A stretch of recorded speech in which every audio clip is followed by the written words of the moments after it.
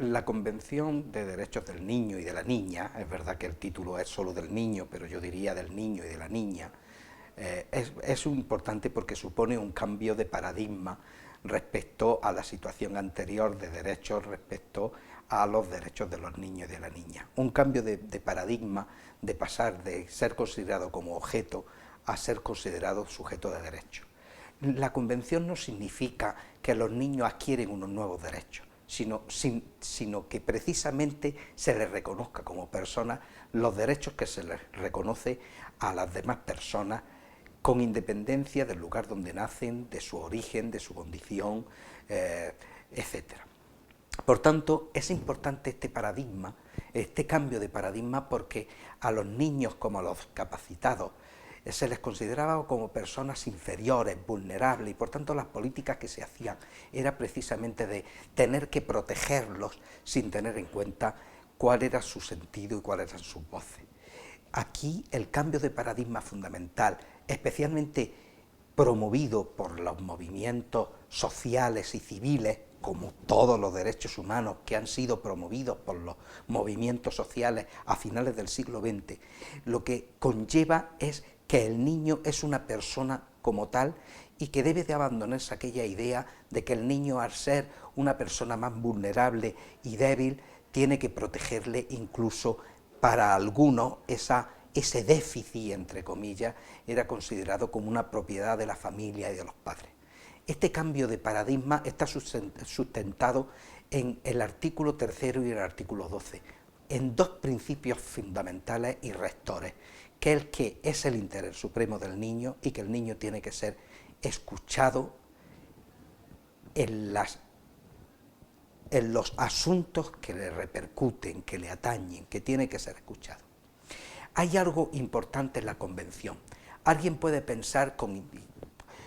que es un continuo con respecto a la declaración de la primera Declaración de Derechos del Niño del 29 o la Declaración de Derechos del Niño del 59. La Convención supone que esa revolución, ese paradigma asumido, es casi universalmente reconocido. Y es casi universalmente reconocido porque junto a la Convención del 89, del 20 de noviembre del 89, y de los 3 protocolos facultativos, prácticamente en el mundo hay una unanimidad por ratificarlo en algunos casos y por firmarlo en otros.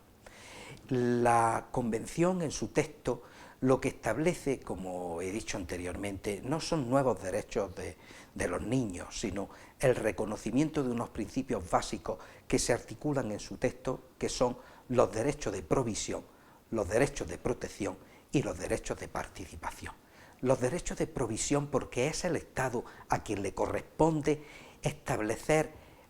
los recursos, los mecanismos, los instrumentos para que los niños y niñas en las distintas etapas de su desarrollo, de la primera infancia, de la segunda o de la adolescencia, puedan satisfacer sus derechos y además que restablezcan aquellas situaciones en las que son precisamente violentados estos derechos. Por tanto, yo diría que la Convención de Derechos del Niño lo que conlleva es la aplicación en este instrumento internacional, que por supuesto cuando es ratificado o es firmado tiene que ser modificada el derecho interno, lo que conlleva precisamente, como decía, es la provisión de recursos. Es decir, es la obligación de los Estados para proveer los medios necesarios para que el niño y la niña sea reconocido en su dignidad plena, total, como cualquier otra persona. Otra cosa o tema o introducción jurídica importante es el derecho de protección. Y estos son los protocolos adicionales, facultativos, son los que de alguna manera pues tratan de completar la convención, este tratado internacional, el protocolo facultativo respecto a los niños participan en los conflictos armados, o la venta de niños, la pornografía, etcétera. Y el tercer protocolo facultativo es el mecanismo de Naciones Unidas a través del Comité de Derechos Humanos para que puedan denunciarse cualquier violación de derechos de los niños y niñas. A este respecto después hablaré algo. Y algo muy importante son los derechos de participación. Como dije, los principios rectores de esta convención es el interés supremo, superior del niño y de la niña, y también a ser escuchados en los asuntos que son de su interés. Y por tanto, para ser escuchados, para que su interés sea supremo por encima de otros intereses, el niño y la niña tienen que participar. Los jóvenes tienen que participar en la defensa de sus derechos para ser plenos ciudadanos y para que se reconozca como un bien jurídico su dignidad humana. Por tanto, podríamos resumir dos cuestiones fundamentales en las que hay cierta controversia a nivel internacional. Uno es, yo diría, los principios de reconocimiento de derechos en sus contextos particulares, en el seno de la familia, en los distintos contextos, y otra cuestión es de la protección integral que necesitan los niños y niñas en ese marco que les brinda la Convención. Pero, sin embargo, pese a que los niños y niñas disponen de una Convención que reconoce sus derechos en igualdad de condiciones que otras personas de mayor edad y que los reconoce con respecto a sus capacidades y en el desarrollo de sus capacidades, lo cierto es que pese a esa unanimidad, a ese cambio de paradigma,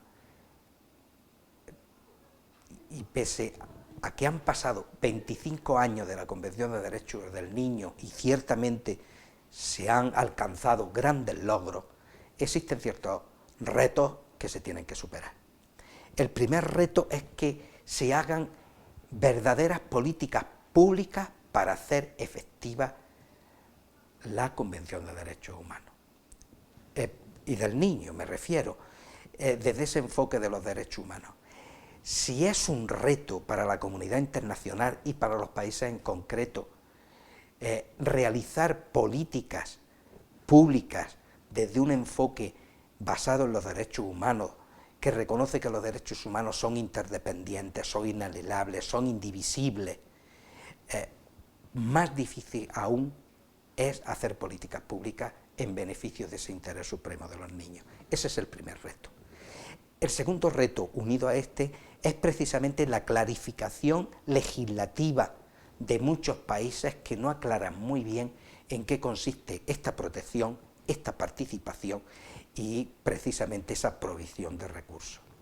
Creo que los niños y niñas que son el futuro de mañana necesitan y requieren con urgencia que se les reconozca sus derechos, que se provean los medios y que se crean los espacios suficientes para que niños y niñas puedan participar en sus decisiones. Otra cuestión es la perspectiva de género en la Convención. No existe ni una línea, bueno, sí, existe una pequeña referencia en la Convención sobre los niños y niñas cuando se habla de la igualdad, pero el texto no habla de las niñas, y precisamente en este mundo donde quien nos da la vida es quien más sufre violencia, también sufren las niñas la violencia, la discriminación por razón de ser niñas. Por tanto, el reto es asumir desde la perspectiva de género todo lo que nos exige a las políticas públicas y a los ciudadanos al profesorado, a los jueces, a la policía, a todos los ciudadanos, para que los niños y niñas, a la familia, a los padres y a las madres, a los medios de comunicación, para que los niños y niñas sean verdaderamente sujetos de sus derechos y también de sus responsabilidades cívicas. Hay otro reto. El reto es la perspectiva de género, por un lado, que ya apunté, pero también la perspectiva intercultural. Muchos niños, por razón de nacer en unas culturas distintas, diferentes, indígenas, de poblaciones diferentes a las poblaciones que tienen más peso y más poder y que por tanto ejercen una hegemonía cultural, requieren también que se les reconozca y que no haya discriminación, porque el paradigma de la Convención de Derechos del Niño y de la Niña es precisamente que desde la perspectiva del enfoque de derechos humanos, los derechos son indivisibles, son de todos, con independencia, como dije al principio, del origen, de la raza, de la cultura, de la condición social. Es de los seres humanos, en este caso de los niños y niñas. Este es otro reto a superar. Y hay otro reto que es que tenemos, y está en los informes del Estado Mundial de la Infancia de este año, y es que tenemos que reimaginar el futuro. El gran reto de esa participación del alumnado, de los niños, y sobre todo de que los niños puedan soñar e imaginar el futuro que desean y que quieren, y que ellos sean verdaderamente los protagonistas de su destino. De no hacerlo, estamos hipotecando la vida de las generaciones futuras. Tendremos documentos, instrumentos internacionales, convenciones, pero no saldremos de una violencia estructural, de unas desigualdades, y pese a los grandes avances, ocurrirá, como también pone de manifiesto el informe, que la seguridad de los niños y sus oportunidades de crecimiento y desarrollo dependerán de la lotería